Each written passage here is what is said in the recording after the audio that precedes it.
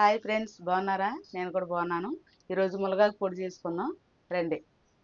ఇదిగో చూడండి, మునగాకు చెట్టు నుండి కోసుకొచ్చాక మనం దీన్ని శుభ్రంగా దూసుకొని నీళ్ళలో కడుక్కొని మంచిగా ఎండబెట్టుకోవాలి.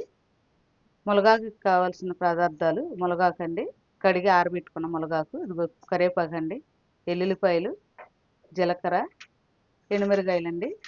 తక్కువ వేసుకోవాలి, మంటగా ఉండకూడదు, దాంట్లో పోషకాలు పోతాయి. చింతపండు కూడా కొంచెం వేసుకోవాలండి. ఎండుమిరగాయలు ఎలా చిలుపుకుందాం.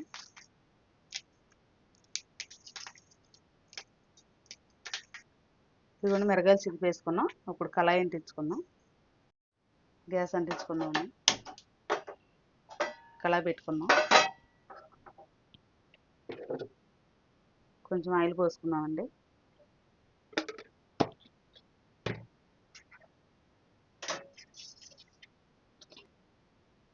మిరగాయలు వేసుకుందాం, దోరగా వేసుకుందాం.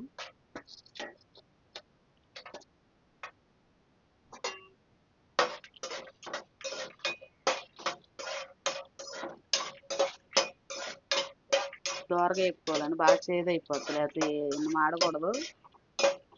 జీలకర్ర వేసుకుందామండి ఇందులోనే.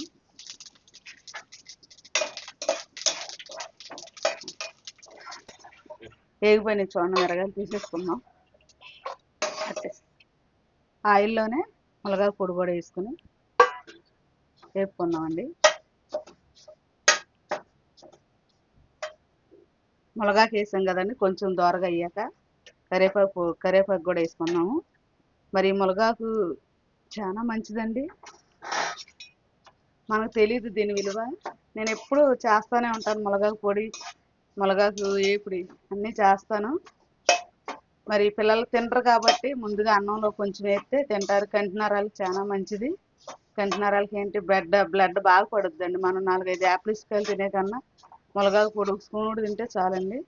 చాలా విలువైంది, కానీ మనకు తెలియదు. మీరు తెలుసుకోండి, చేసి పెట్టండి మీ పిల్లలకి. చూడండి, వేగిపోయింది మునగాకు, కరివేపాకు. ఇది చల్లారేగా మిక్సీ పట్టుకుందామండి. ఇదిగోండి, ముందు మిరగాయలు వేసుకుందాం. మిక్సీ గిన్నెలో మిరగాయలు వేసుకున్నా, కొంచెం సాల్ట్ వేసుకుందాం.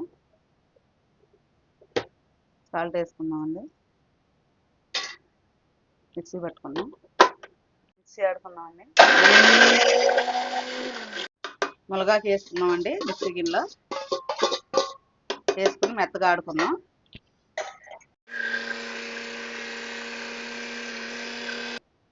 ఇందులోనే కొద్దిగా చింతపండు అండి,